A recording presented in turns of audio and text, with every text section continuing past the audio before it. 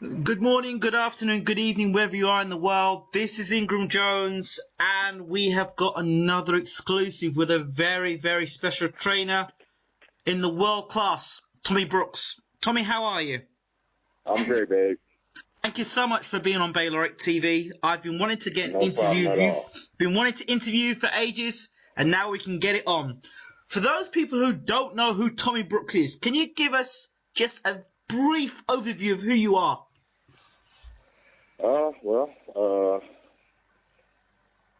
Trainer, been around for a little while. Had opportunity to work with a bunch of great guys. I've seen Rockman, Mike Tyson, Evander Holyfield, Whitaker, Klitschko brothers. List just goes on and on. Rocky Lockridge, Johnny Bumpers, about 20, 25 champions. So you've worked with some of the best in the business. Yes. I've had the opportunity to work under some great trainers too. Georgie Benton, Eddie Futch, Manuel Stewart, Lou Duva. I've Archie Moore. I've been real lucky. So you're a man that's got a lot of experience and been around a lot of experience. Yes, I have. Great. This is fantastic because I want to pick your brains in some areas, and in other areas, I want you just to be free and say what you got to say in terms of things you hear, and you can clarify and correct. So it's just a free. Sure, no problem. Okay. So No problem. the first thing I really want to know about you is, how did you get into boxing? Actually, I got tricked into it. Okay. I was like in the fifth grade, I think it was, and one of the kids was saying that he was going to boxing practice at the boys' club, and I said, well, my uncle was a boxer in the military, so consequently I stopped because my uncle was a boxer. Everybody in my family knew how to box. So the guy called me out, and I went to the gym with him, and I got my twat clean that first day, so I was determined to stay with it. So I stayed with it, and one thing led to another. Okay, I did a Wikipedia check on you, and they're not always accurate, but it said that you were a champion. Well, yeah, I got lucky a few times. You got lucky. You amateur champion, I believe. Yes, it was a national champion. Okay, and what did that feel like becoming a national champion? Actually, the fight that I won the title on, I fought Michael Spinks, the former light heavyweight and heavyweight champion of the world. Wow.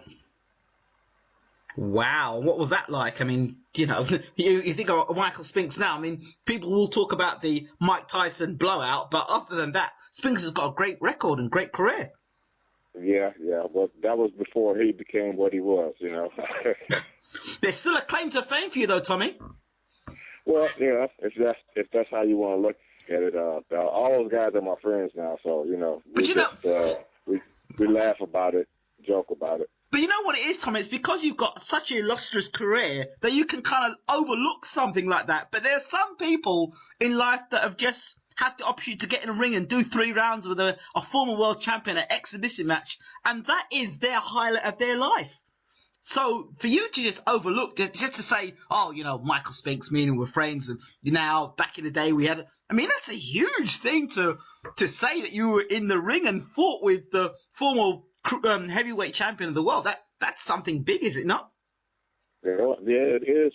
It's something large, but you got to put it in a proper perspective, Like I said, that was back in the day when we were both young, coming up, and then one guy goes one way, one guy goes another way, Okay, and then I believe you turned pro with a record of 7 fights, 7-3, I believe. Right, yeah.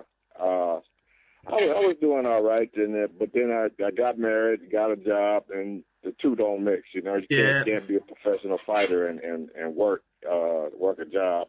I was working at a utility company too, so it was some hard work. So. Yeah, marriage, work, and boxing. It doesn't mix. You got enough of a battle at home at times, Exactly.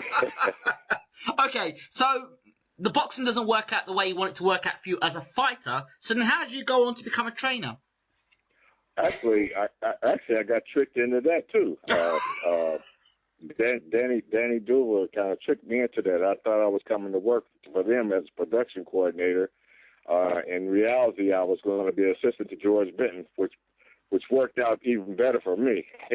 Wow. The primary reason they had me was because I came through the amateurs with all the guys: Johnny Bumpers, Rocky Lockridge, Mike McCallum, Bramble. You know, I knew all those guys, and we were friends, and it would make it easier to transition for them. You know. Right. Wow. So, your experience being in the corner working with the legendary George Benton, what was that like? George is like a father to me, you know. This guy, you know, he let me do things on my own, and then when he see me make a mistake, he just pulled me to the side, you know, well, this is what you have to do, and you know, you have to do it that way, you know, and then he explained things to you. It's sort of like working with Archie Moore. When working with Archie Moore told you stuff in riddles, you know, and he expects you to figure it out on your own. Only problem was the stuff that he taught me, I didn't figure it out till like 15, 20 years later. Oh, God, that's what he was talking about. So you whereas with Georgie Benton or Emmanuel Stewart, they just tell you right then, you know, on the spot. Wow. So your foundation, you had sort of greatness around you. So there really was no excuse to fail, really? Well, you know, it depends upon the person, you know. It depends on if you want it or not, you know. Okay. I think a lot of guys they look at some things and they see a brighter light on another side of the city and go that way instead of sticking with what they're doing. Right. If I had the foundation in boxing, you know, it made more sense for me to just stick with the boxing. And as I said, all those guys were my friends, so, you know. How did you, or did you, in fact, I shouldn't say how did you, did you, where were you able to cut off your own career and say, you know what, I finished as a fighter, now I've become a trainer, I'm going to just train these fighters, but I'm not going to try and live my professional career through these fighters? Did that ever happen? Well, I think you have to understand that you have to be realistic about it. You know, right? Do you want to have longevity at something, or do you just want to be a flash in the pan? You know, right? I know that, and I realized that if you work with fighters, you get the opportunity to work with a bunch of different people, and it can go on for. Yeah, I could do this till the day I die as a trainer. You know, right? You know what I mean? Yeah. Whereas as a fighter, you can only last for so long, even if you do become a trainer. I mean, a champion of the world. Right.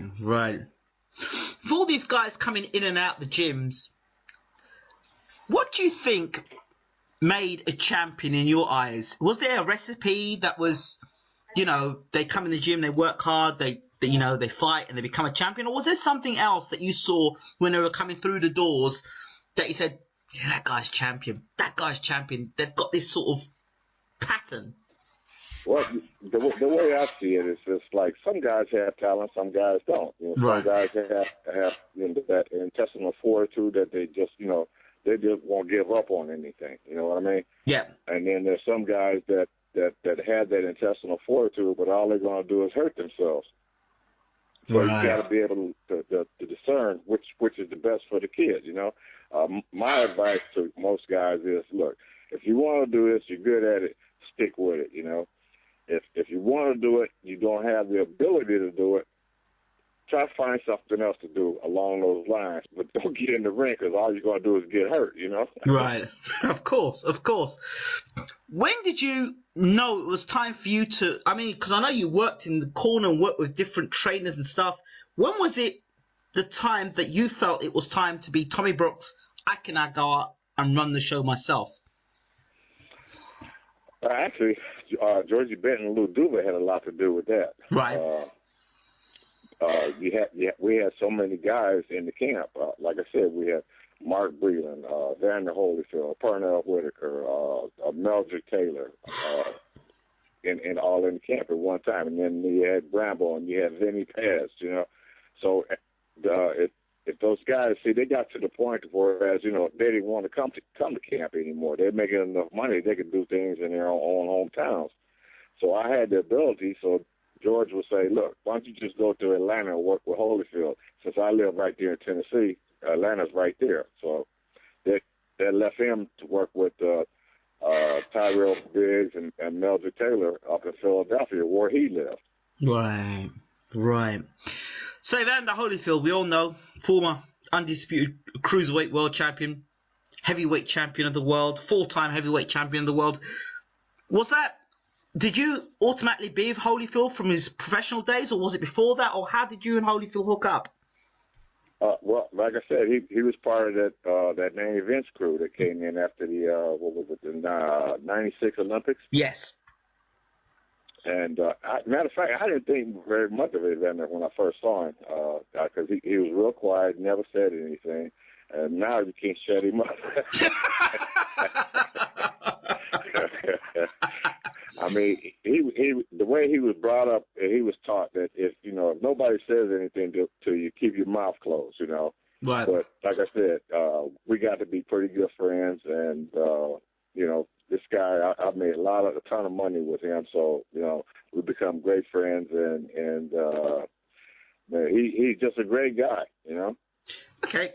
I want to talk about Evander Holyfield from the cruiserweight days to the heavyweight days, because I remember when I actually tuned in to watch Evander Holyfield as a young boy. I think the first fight I saw him was when he moved up to heavyweight. He fought the big guy, Rodriguez, Addison Rodriguez. It was outdoors, right, yeah. and he knocked him out with an overhand right, put him to sleep. Second round. That's the first time I saw Evander Holyfield live in the UK, because it was on TV. You should have saw him against Kwawi. Oh, wow. I remember. But yeah, that's after I actually got sent off for tapes to watch Evander Holyfield. I remember the fights with Muhammad Qawi. Well, the fights were amazing. Yeah. First fight. He's a true fighter. Absolutely. I think, wasn't that in his 12th or 15th fight he fought? It was exactly, yeah. I was right around I think that time. It was his 12th fight. Yeah. Yes. He fought for the Cruiserweight Championship of the world, if I'm correct. Yes. Would you say Evander Holyfield was the greatest cruiserweight of all time? I really didn't follow cruiserweights that much. I pretty much followed the heavyweights. Right. You'd have to put him in there with what some of the all-time greats, like Foreman and Joe Frazier and Sonny Liston and those guys. Because, I mean, this guy, like we were just saying, he came from light heavy to cruiser on up to heavyweight and the super heavy, And he fought in everybody. Yeah. He didn't duck anybody. What do you think it was? I mean, for you to fight from light heavyweight right up to heavyweight or super heavyweight and fight the guys like Riddick Bowe, Lennox Lewis, really big men, what did you do? What did you have to do as a training camp or as a team to build Holyfield up from being that light heavyweight to the heavyweight and be able to absorb that punishment and give back? Well, that was Tim Hallmark's job. Tim dealt with that. My job, Georgie Bennett's job, was to watch the tapes and then figure out a fight plan for him. Right. Okay. And that's what made our team so great, because you had the opportunity to split it up. It wasn't all on one person. I mean, naturally it was all on one person because Evander was going to be doing the fighting. But, right. As we put all our heads together, and that's what came out with the end product. Okay. Often you hear trainers say, we're going to go back and look at tape. We're going to look at tape. It's a very cliche thing to say, and nobody really goes into looking at tape. So can you explain to me the process of looking at tape? 'Cause I'm sure it's more than just sitting down and watching a video and watching a guy fight. I'm sure. What do you look for? What are you doing as a trainer with experienced eyes? Well, the key to that is knowing what a guy's going to do. Like the old saying goes, one monkey he only has so many tricks, And if you watch those tapes, you can see all the tricks that he has, Okay. And then you can adapt to those tricks. Like for instance, Evander against Mike Tyson.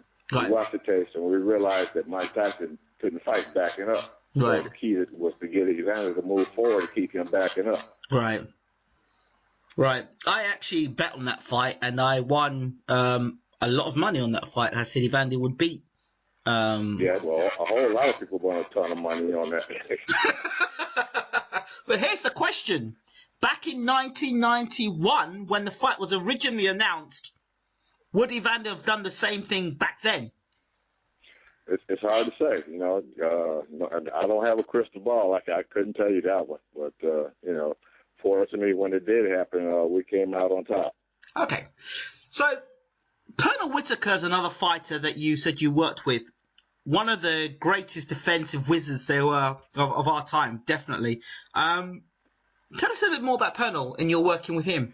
Well, Pernell was a street guy. You know, this guy, you know, he could get drunk on Friday and fight for the title on Saturday. You know, I mean, he was just that good. You know, Pernell was the kind of guy that, you know, all you really had to do was give him water. You know, he come to the corner, wipe his face, I'll put some Vaseline on, give him some water. There you go. You know, but in reality, though, you know, just like everybody else, you know, you go through all the routine that you go through. You do go through your film sessions. You formulate a fight plan, and you stick with it. Unfortunately, he's one of those guys that, a matter of fact, if Pernell was one of the top kind of guys that I could call a shot from the corner, he wouldn't even look my direction. It would be gone, you know? Wow. You know, someone like Pernell Whitaker with such defensive genius and such a great fighter, why are people not seeing as much of Pernell Whitaker as they should? Well, that's hard to say. That's just like that's like the difference between eating white bread and brown bread, you know, or difference between eating pork and difference between eating beef. You know, it's hard to say. You know, I guess it just depends upon the individual and what they're looking for. But it's a shame because you have a lot of fight fans, so they're not into style and what I want to say, technique. All they want to see is somebody get their brains knocked out. Pernell was a surgeon. Pernell would chop you up, cut you to pieces, you know. Whereas Evander or Mike Tyson go out and knock your block off, put somebody's head in the third row of the seats, you know. Yes, of course. Meldrick Taylor, I had a conversation with Larry Hazard yesterday, senior. And I said to him about Richard Steele stopping the fight. It was 2 seconds to go, a couple of seconds to go before the end of the fight between him and Chavez. Yeah, I thought Meldrick got jerked in that one. Now, that's my own personal opinion. You know, you can't. Richard Steele is a great guy. Been a friend for years. You know, but you never know what's going on with those guys. You know. Yeah. He may have thought he was doing Pernell a favor. I mean, not Pernell, but Meldrick a favor. But I thought Meldrick had won the fight. Yeah, he was in trouble, but you know, the rules are the rules. The thing is, they say that particular fight ruined Taylor's career because he never was the same fighter after that, and they blame Richard Steele for that. Do you think it's really like that? Well, you know, you never can say what's going through a guy's mind. You know what I mean? Yeah. A guy, people don't understand what guys go through just to get prepared for a fight like that. You know, and then you get into the fight, and if the fight doesn't go the way that you want it to go, you know, it depends upon the individual what kind of intestinal fortitude that you have. You know, people forget that you're dealing with human beings. You know, these guys got feelings and wants and needs and desires just like everybody else. Right. Okay. You said you worked with the Klitschkos. Yes. Two great guys. Who do you think would have won a fight between the pair of them? I'm sorry. What do I think? Wladimir and Vitaly. If the two were to have a fight, who would have won? Wladimir. What? Wladimir? Yeah, Wladimir. Wow. Why did you say that? Wladimir is a thinker. He's a boxer. Whereas Vitaly is the kind of guy that you want in a street fight with you. You know. Yeah. It's interesting because they say he's a great thinker, but I think his emotions got carried away more than with Wladimir. Wladimir is more like a technical guy, you know. But would you say Vitali's got the better durability, takes a better punch, punches harder potentially? Oh yeah. So wouldn't you've gone? Vitali would have knocked Wladimir out because Vitali had the more durability. I think it's the other way around because Wladimir would never get caught. Literally would have to catch up to him. Interesting. Very interesting you say that. Out of the two fighters, if you had to pick one of them to take you through heavyweight history, which one would it be? Wladimir or Vitali? Wladimir. Wladimir again? Wow. Yeah. So both of them are really intelligent guys, you know. Yeah. Like I said, but I think that Wladimir is a little bit more smoother with his stuff. Vitley is the rough and tough type guy. You know what I mean? Okay. Interesting. Like I said, he's the kind of guy you want in your corner when you're in a back alley brawl. That's true. That's very true. So, being around all these great fighters and being around different trainers, what was your methodology? What was the Tommy Brooks way? Like if I were to come in the gym tomorrow, I've learned through the years that if you just stand back and watch and listen, it's an education. You know, as much as I know, every place that I go, every fighter that I deal with, I learn something new. Because no two individuals are the same. Right. And everybody has their own way of doing things. And to make my job easier, once you understand a guy and how he thinks, it makes it easier for me. Okay. All right. Because a lot of the guys, you know, like for instance, Tyson or Holyfield, guys or even Wladimir or Italy, you know, these guys are filthy rich, you know. So you have to have a way to captivate their minds, to let them know that you're earning your money, you know? Right. Otherwise, what's the point of having you there? Right. What do you think's a lot of people in our business, they don't seem to understand. It's a sport, but it's more of a business. Yeah, of course. It's about making money. Of course it is, first and foremost. By you being there and your longevity in the business and the more champions that you work with, the more income that you get. Well, you would hope so. You would hope so. Because if you're not, something's going wrong, correct? You're spinning your wheel, yeah. Well, the way you sound very happy and content, Tommy. You might as well get a couple, go stand on the corner. So, let me get this straight with you. You are a boxing trainer, correct?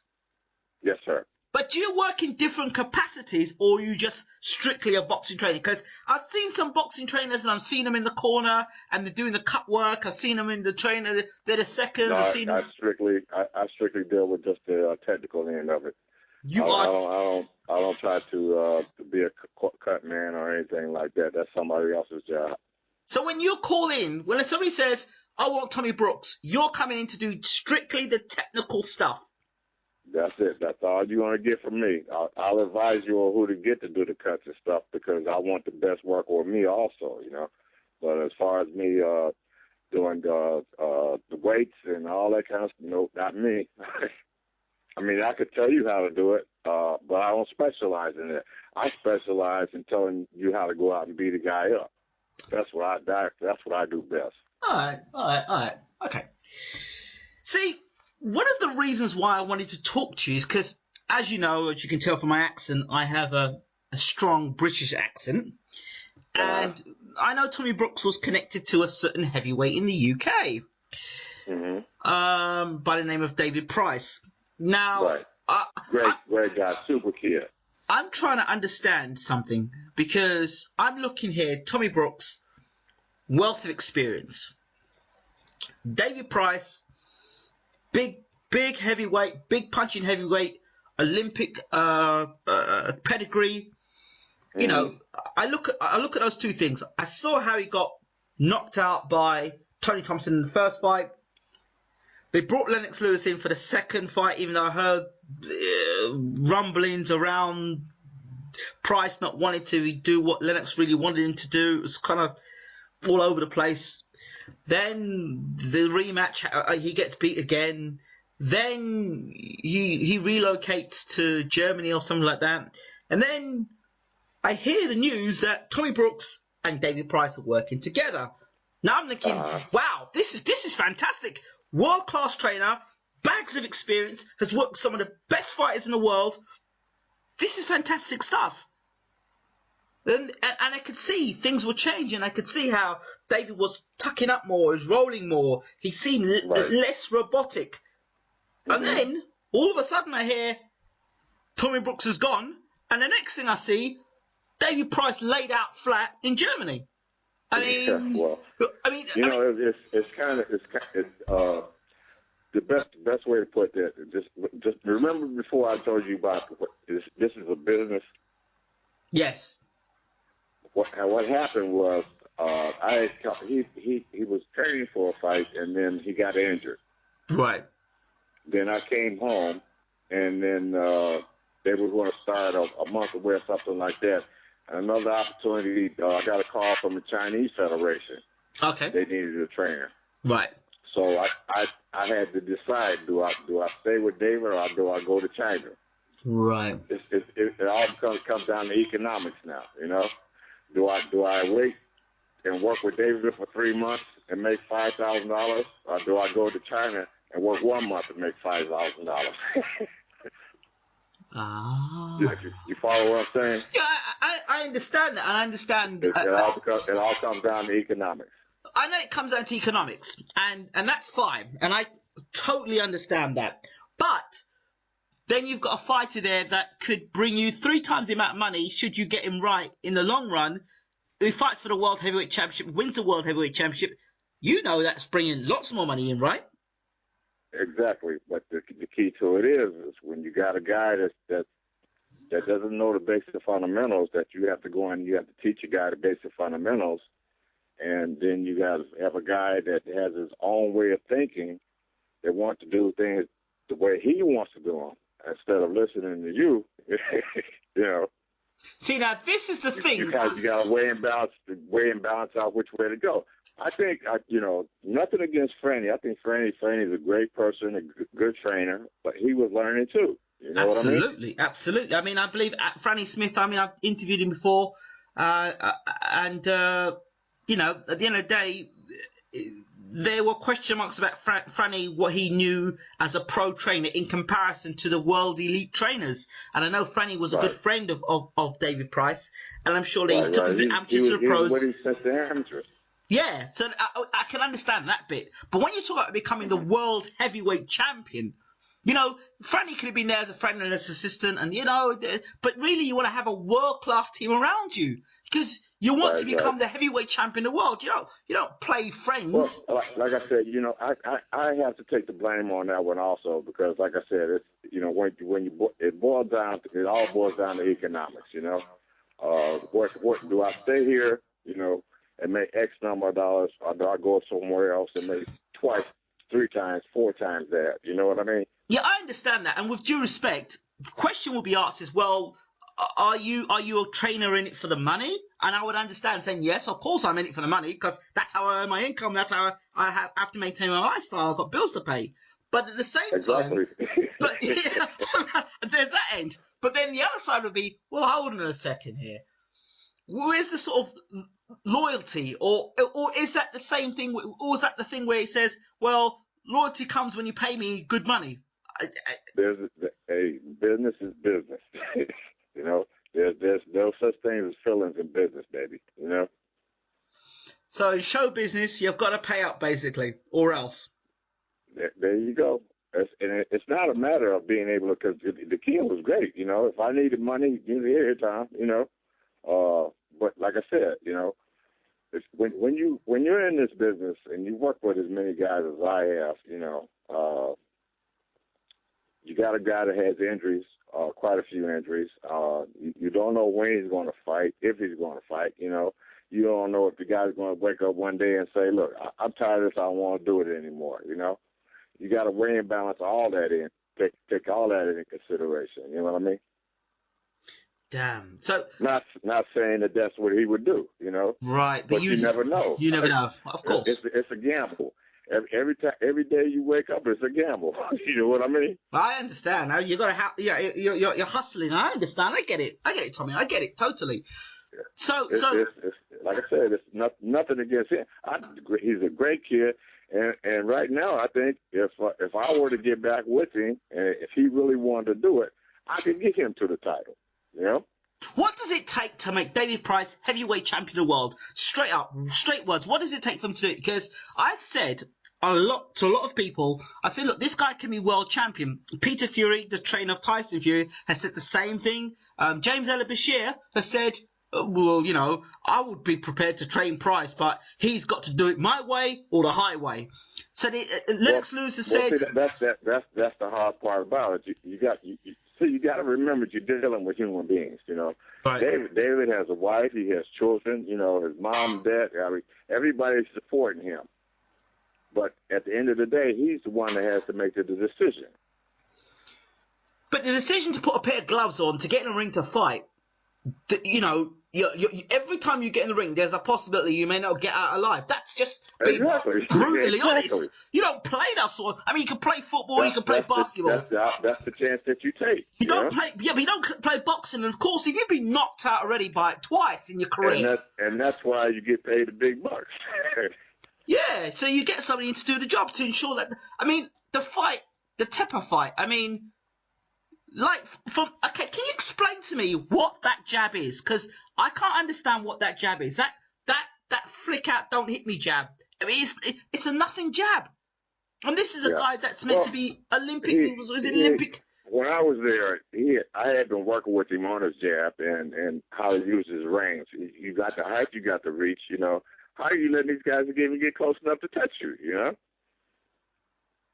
Is it psychological of Price? Because that jab does nothing. I think so. And here's another thing. If you're not doing it on a consistent basis in the gym, you're not going to do it in the fight, you know? And this is one of the things that I try to get across to him, you know? If you're throwing your jab out there and you're bringing it down to your chest, you know, you're going to get clocked eventually because somebody's going to see that. Absolutely. Know? And from what I understand, I didn't see the fight, but what I understand is he got knocked out with a left hook. So that tells me that your right hand was down where it wasn't supposed to be, you know? Well, instead of having it up. James Bashir said that he had his chin was in the air like a giraffe. So of course it was going to get knocked off for him. But and we had been working on him, keeping his chin down, remembering where his punches are coming back to, you know. But you know, if you're not there, you know, what can you do? And if a guy doesn't listen, and like I said, if you don't do it repeatedly in the gym, you're not going to do it in the fight. But there's the expression. I remember when I used to box, my trainer used to say to me, "If you can't listen, you will feel." And so, you know, he said, "Put your hand up to block the left. Put your right to block the left hook. Put it up." Exactly. He said, every action there's a reaction. He said, another one of the things I try to explain to him. You exactly. know? For every action there's a reaction. My trainer will say to me, "All right, so you don't want to block the left hook." Okay, he said, "Do the right hand." I said, "Okay." So what he done? If you don't want to block the left hook, you go be looking at the light. Exactly. So what he does, he says, and I've told him that a number of times, you know. My trainer will say to me again. I wasn't there, so I can't point the finger at anybody, you know. But like I said, I've explained that to David. We worked on it in the gym. If you don't do it, that's what's going to happen. Yep. My trainer got in the ring with me and put his gumshoe in his mouth and tried to hit me with left hooks consistently. As soon as I told him to put my right hand up. until you start getting that right hand up, and then you understand why you got to have it up, you know. See, but what the thing is, in my mindset, I mean, it's never happened to me, but if you'd been knocked out or rendered unconscious, clearly, I would think to myself, I'd go back and look at it and think, damn, I got caught with that punch. Surely I've got to keep my hands up.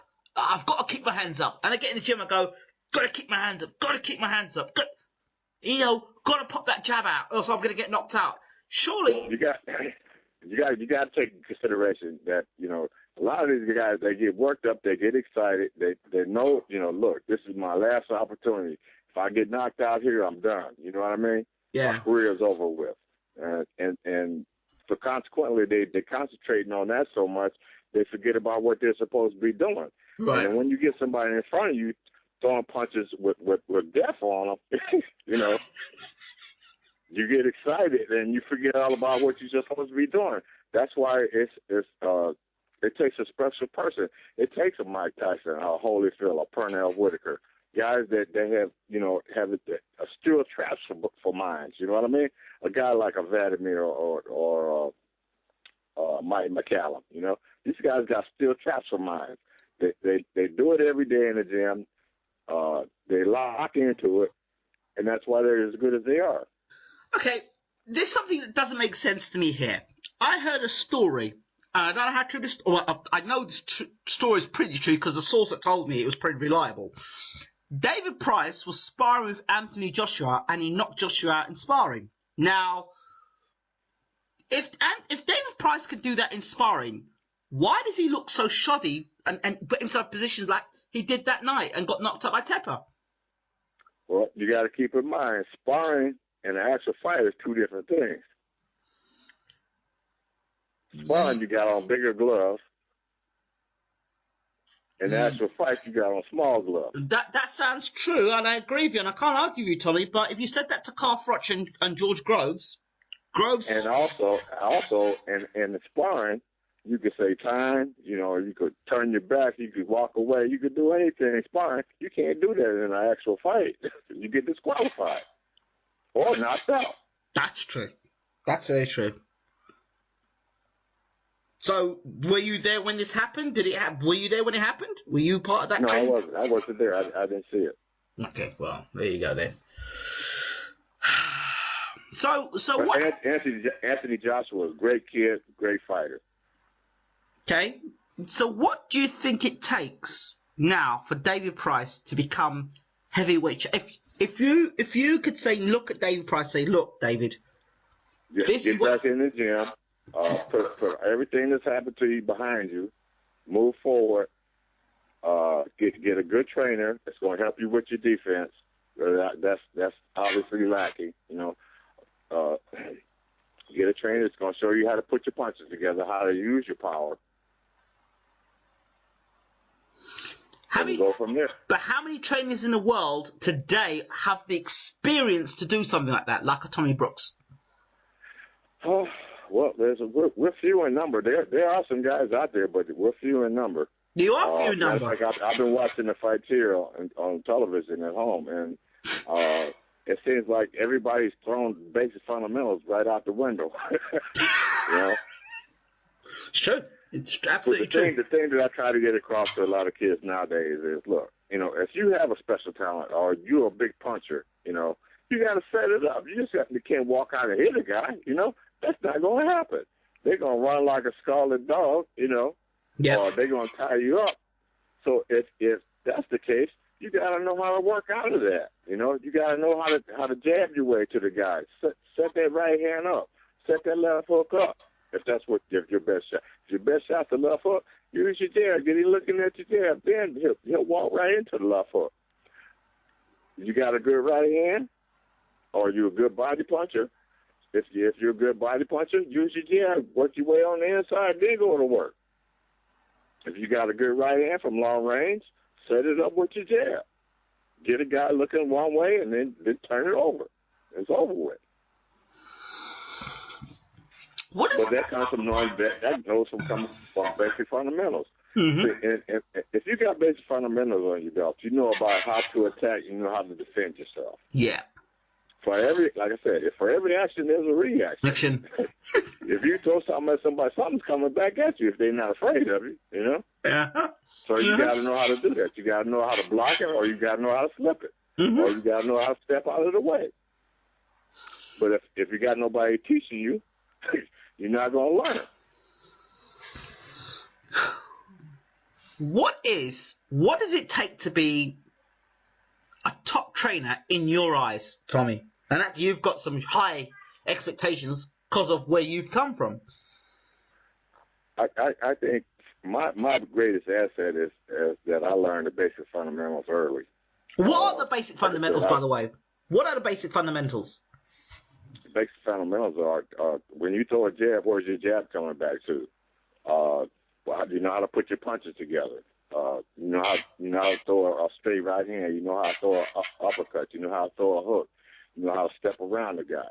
You know how to move a guy. I mean, it's you know, it could go on and on all night long. That's the things that, you know, that you have to know. Okay. And too, you got to know, like I said before, you know, for every action there's a reaction. For every cause there's an effect. So it's not about brute strength. It's about knowledge. See, a lot of boxing fans today, a lot of them, they look at someone like Deontay Wilder, 32 fights, 32 knockouts. They look at the highlight reel, and because they've knocked all these guys out of the highlight reel, it doesn't matter who they've knocked out, but the fact they've knocked them all out means that they are a tremendous beast. How do you... Well, they're a tremendous beast if you let them be a tremendous beast. That's... You know, if you get into a fight with a guy that is like 35-0, yeah. Here's an even better scenario.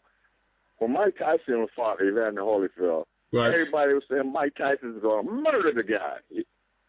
Why are we putting him in that fight? You know? Yes.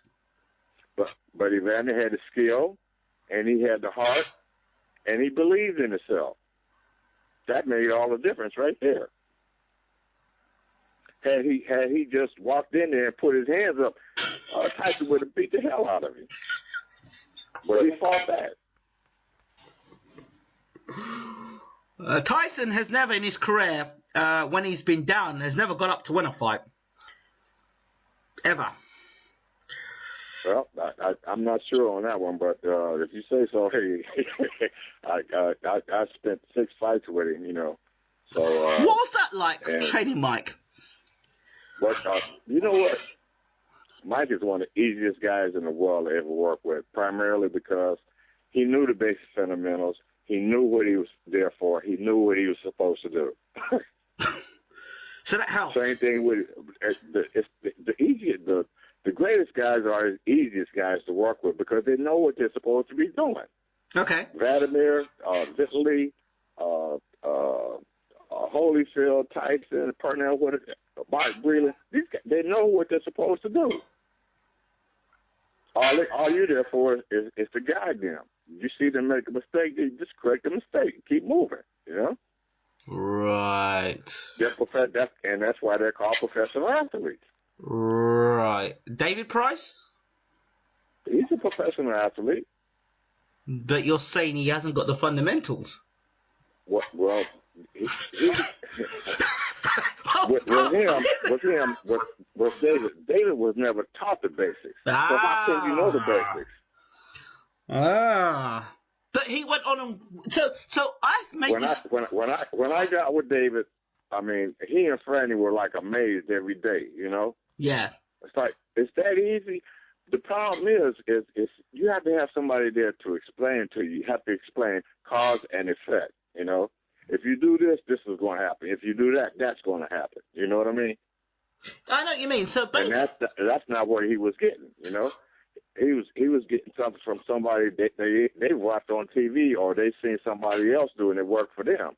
David is a separate entity, you know. He has to work on how should I put it?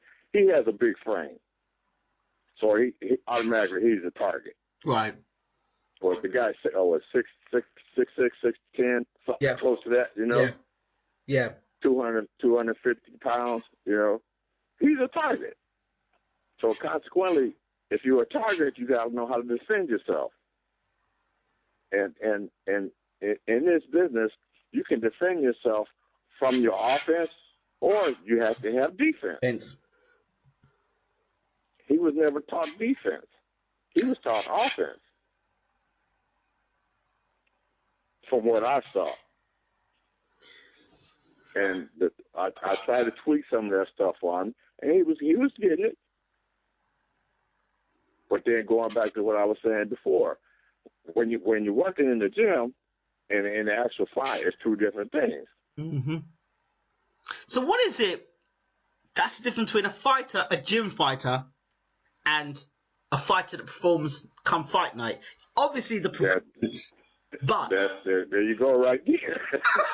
You just said it right there. That's the answer right there. Now that's the obvious. You got some guys that are gym fighters, then you got some guys that can step up on the bright lights. Yeah, but the conversion, I mean, that's a mental thing, correct? Yes, it is. Well, it has to be a mental thing. But that's the whole key. That goes right back to what I was saying before. What you do in the gym is what you're going to do in a fight. Oh, dear. So you have to have a trainer there feeding you the information that you're going to use in the actual fight in the gym. Uh-oh. So,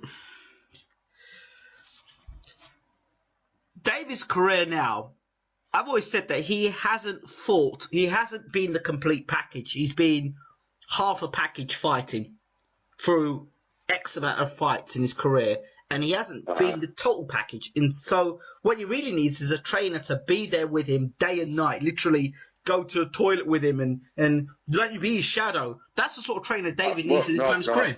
Well, I think, in my own personal opinion, he's a really smart guy.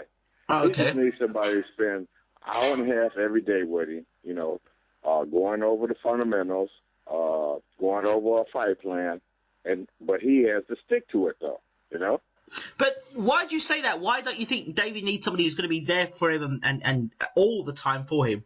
Because, I mean, Franny Smith's there. So Franny Smith's there for him all the time. So, But Franny is not a Tommy Brooks or Emmanuel Stewart or, Yeah.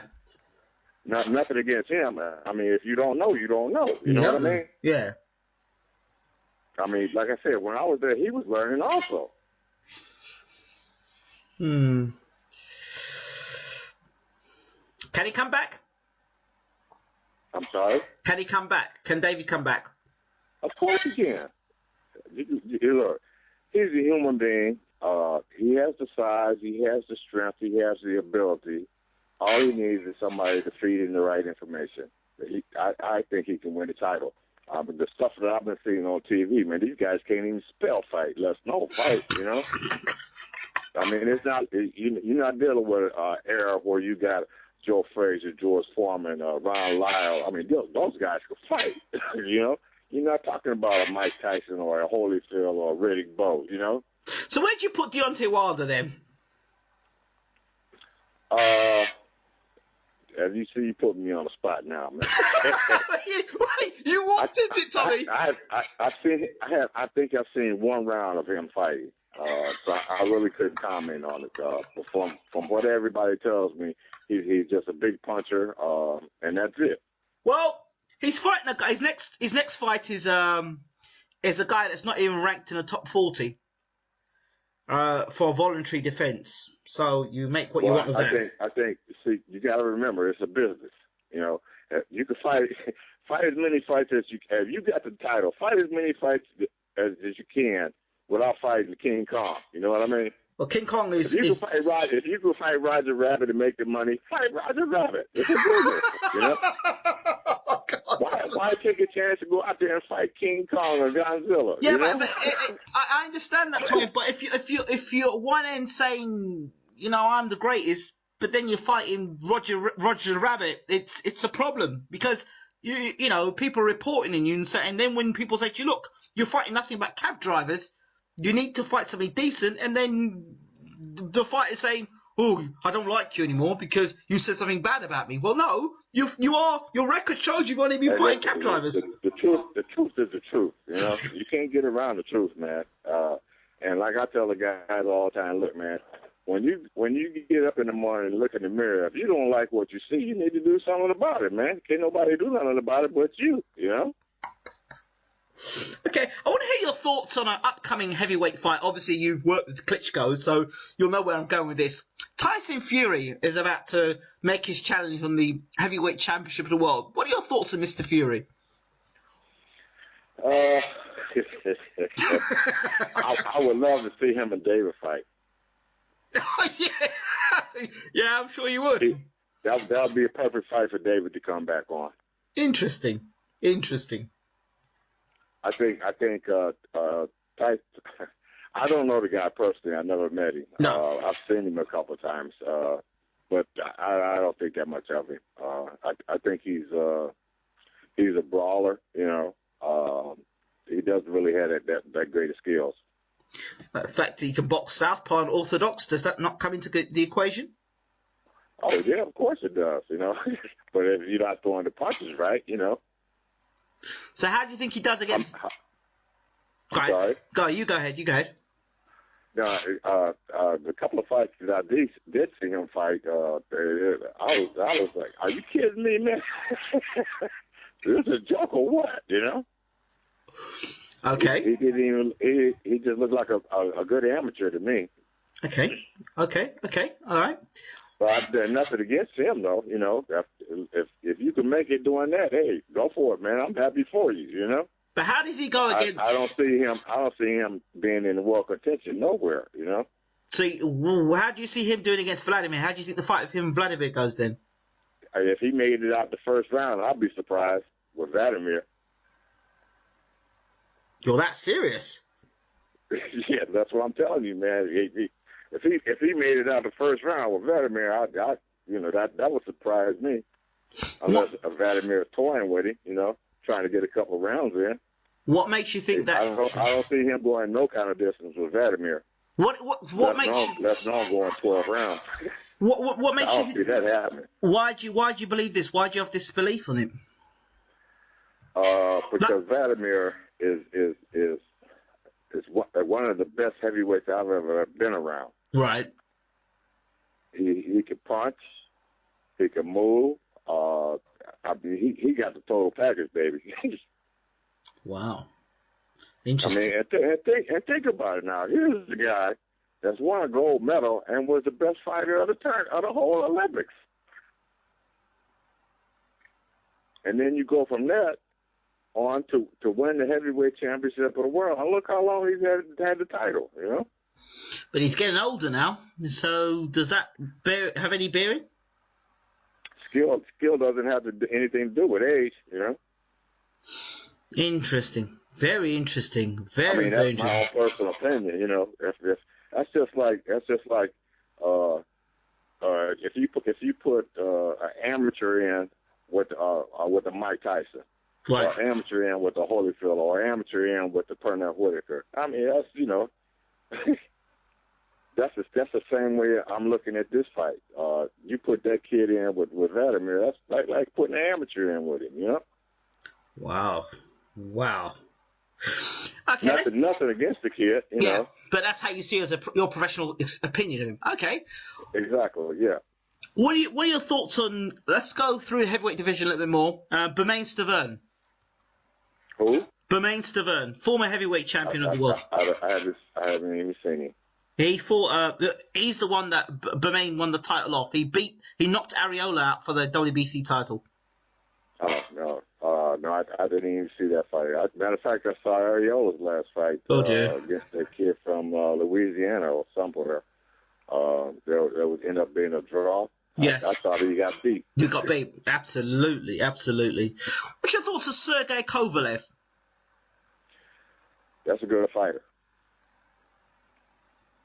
Great fighter. The heavyweight?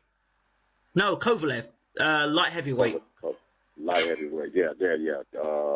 I think he's the John Jackson trains him. Yes. Yeah, that's a good fighter. That kid's good. Yeah. Yeah, I will put him in the caliber with the Purnell and Mark Breland and those guys. Wow. He can fight. That kid, he can fight. What about him versus Stevenson? Stevenson. Left-handed, Haitian, Superman, they call him. Out of the Kronk gym at one point with Manuel. I don't remember him. Southpaw. Was in the Kronk gym. Knocked out Dawson in the first round. Oh, okay, yeah. I just saw him fight not too long ago. Yeah, there you go. No, he I don't think he might get a decision. But if he don't get knocked out, because that kid, Kovalev, the John Jackson guy, that Kovalev, he can fight. So he's the kind of fighter. You make a mistake, you gonna pay for it. You know what I mean? Yeah, absolutely. Those are Kovalev, the guy Triple G. Yep. Those kind of guys, like I said, that's like a Mark Breland or a Pernell Whitaker or a Giroff. You know, you make a mistake with those guys, that's the last mistake you gonna make. Wow. So how do you think Gennady Golovkin goes against David Lemieux? David who? David Lemieux. I'm not familiar with that. And Lemieux, big puncher. See, like with me, the way I operate, yeah. If I don't have anything to do with it, I don't even pay any attention to it. You know? I mean, I hate to say it, and it makes it sound bad because this is what I do for a living. Right, I understand. And like I said, if I ain't making no money, I don't pay no attention to it. You know. I guess that's. If I got a fight coming up with a guy, that's when I'll pick. You know, I'll do all the research that I have to do, and I'll find out what I need to find out. Okay. Other than that, I don't even pay any attention to it. Matter of fact, my wife gets on my case because there'll be a fight on. I won't even watch it. You know? I understand that. So who are you working with at this minute in time, Tommy, or who are you going to be planning to working with? I'm working with some kids over in Ike and Randy's gym over in Patterson, New Jersey right now. Okay, in New Jersey. Okay. Just a couple of kids coming up. Okay. Matter of fact, Thel Torrance, you know Thel Torrance? Of course I know who Thel Torrance is. Thel Torrance and I are getting ready to put together a program. We're going to open up a business training fighters. That'd be fantastic. Yeah. Between the experience that both of us have, you know, we're going to train trainers, we're going to train fighters, we're going to train amateurs, you know, the whole 9 yards. Well, I'll tell you something. Our basic thing is to teach guys basic fundamentals. I'll tell you something right now, yeah, that the sport is crying out for trainers. Not guys with pads, but trainers. And a big difference. Yeah, well, that's what I'm saying. And we see the shortage there. That's why we're doing what we're going to do. So we get with the guys that are existing right now. See, you know, a lot of times I get upset with a parent or like the other night I saw a kid that was fighting his father's his trainer. You bring a guy like a Thel or myself in to work with the fighter. We're not trying to take nothing from you. You know, what do I need another fighter for? You know, what I need another champion for? Right. We're trying to help the actual athlete and the fighter and the father. Wow. If we could train the trainers, all we're doing is helping them in the long run. I mean, we're not going to be around forever, you know, even though you can do this till the day you drop dead, you know? Yeah. But just think of all the experience that the both of us have, or either one of us, feeding it to another fighter or to a trainer. They're amazing. It's at moments like this I wish I was American. Because... I mean, just think about it, though, you know? Yeah. Look at all the guys. Look at all the guys that I've worked with. You know, look at all the guys that Thel has worked with. Ollie Harrison. You know, Rockman. I mean, it's just between the two of us, we work with like over 50 guys. You know what I mean? That's nothing to be sneezed at. The best in the business. Yeah. You know what I'm saying? And we're not talking about guys that are local yokers. We're talking about superstars. We're talking about champions of the world. We're talking about guys that are in the Hall of Fame. You know what I mean? Yeah. No joke business. Yeah. That's what's necessary. It's needed. But it would be great that you know what would be fantastic if all the great trainers would just come together and sit down and just talk boxing. That'd be great. That would be really great. me personally, say I wouldn't have a problem with that. I'd love to do something like that. But you got a lot of trainers that some of them have had a little bit of success, and they think that they're more than what they are. To put it blank, they're not as good as they think that they are.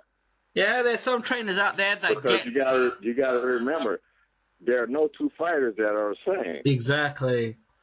If you can work with, like for instance, like myself, I had Tyrell Biggs, Meldrick Taylor, Pernell Whitaker, Holyfield, all at one time. Different fighters, different styles, different weight classes. Exactly. That's the point I'm trying to make. So you have to be smart enough to adapt to each one. No, and when you think about it, those 5 guys, none of them fought the same style. No, absolutely they not. all had different styles. Yep. Absolutely. And I'm not blowing tooting the horn or nothing like that. But the truth is the truth. And they weren't just any ordinary guys. They were all world champions and superstars in their own right. Exactly. That's the point I'm trying to get across. And that's the same thing Thel and I came up with. So look, all the guys that we've worked with, we could feed this information on to other trainers. So, Tommy, would it not be more beneficial to have 2 or 3 fighters at this minute you'd be training that were like, let's say for Abel Sanchez, he's got Gennady Golovkin, or he's got a Gennady. Gennady's his superstar fighter. Would that not be beneficial for you, or do you feel it's better to be free the way you are? Well, it depends. That's just the reason why Thel and I try to put this thing together. So if we do get a guy like a Golovkin, one of us could go there, and the other one stay at the center to train the trainers or the fighters. And just vice versa. Okay. Before I finish, I want to ask you one final question, and this is about British fighters coming to American fight. In your assessment, having watched many UK fighters fight, what is the difference, despite, you're going to say results, but what is the clear defining difference between English fighters or British fighters and American fighters? I think it's the way that they're trained. Okay. That would be the first thing that I would say. I think you're dealing with humans. Right. So I don't care where they come from. A lot of people tell me, like I was just in China for 5 months, and when I first got there, they were saying, well, you can't train these guys like you train anybody else. What do you mean? They got 2 arms, 2 legs. They bleed blood, don't they? Yeah. Or they're no different than anybody else. And I've been everywhere in the world. You know what I mean? Right. So I think it's just the way that they're taught. The Americans and the British are just 2 different styles comparatively. Right. I think the British style is more defensive. But that's not right either, because a lot of the guys that I've seen fight there are offensive guys. Okay. But that's the stereotype that's been put on them. They're mostly defensive fighters, whereas an American style fighter, it's here I come. You know what I mean? I'm coming to put it on you. I'll come over with both guns blazing. Okay. So, if you were going to give advice to any young fighter in their boxing career, what would it be, Tommy? Learn the basic fundamentals. Back to fundamentals. Learn the basic fundamentals. If you learn the basics, if you got anything extra, see, like here's a good one for you. Okay, like you got Wladimir Klitschko. Right. He has a beautiful right hand. But what if you can't hit the guy with the right hand? You got to set it up. You got to be able to throw the jab. You got to be able to throw a body shot. You got to be able to throw a hook. And work the guy into that right hand. You got a guy like David Price, who's tall, rangy, use your jab, man. You know, why are you gonna get in on the inside there and fight toe to toe with a guy when you got all that height in the reach? What sense does that make? Understand? It makes perfect sense.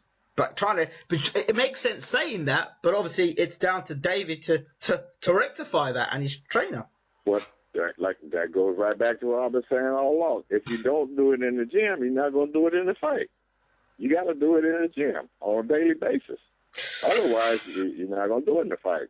Or if you are doing it in the fight and you get clipped, and you get knocked down, what do you do when you get up? You know, do you go back to what you've been doing all along, or you stick with what you've been working on in the gym? Okay. Does a suspect chin or an inability to take a shot mean you can't become a world champion? No, because that just means that you got to work on defense more. You got to learn how to roll with the punch. You got to learn how not to get hit. There's so many different aspects. There's so many things within defense that you have to know in order to be a champion or a contender for that fact.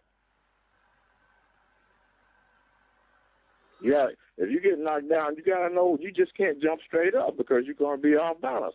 You got to learn how to take the A count. You got to take the A count either way. So take advantage of it. Don't jump right back up. Makes sense. If nobody's ever taught you that, how are you supposed to know it? No, exactly. The 8 count, take the 8. You're going to take the 8 anyway, regardless, as you said. Exactly. That's my whole point. Why jump straight up? Get to one knee. Find your corner. The corner's going to tell you when to get up. But he's going to be calling him to go 4, 5. You know you only got a couple more seconds to get up. Get up, you know? But just don't jump straight up. You jump straight up, you're off balance. But that's and a pride. You fall back down, and they stop the fight. That's a pride thing, though, isn't it? That's a pride thing. You'd be surprised at how many guys don't know that. But that's part of the basic fundamentals. Back to the fundamentals. It's all about the fundamentals. Exactly. We could call this Learning the Fundamentals with Tommy Brooks. There you go, baby. Tommy Brooks, thank you so much for talking to Bayloric TV. I really appreciate you. And no problem at all, bro. You are it's my pleasure. You are everything I expected and more as a coach and a trainer. And I look forward to having more conversations with you. Yeah, anytime. Call anytime, brother. Thank you very much, Tommy. I appreciate you. Thanks again. Take care, baby. Have a great evening. I will do. Take care. Bye-bye. Bye-bye.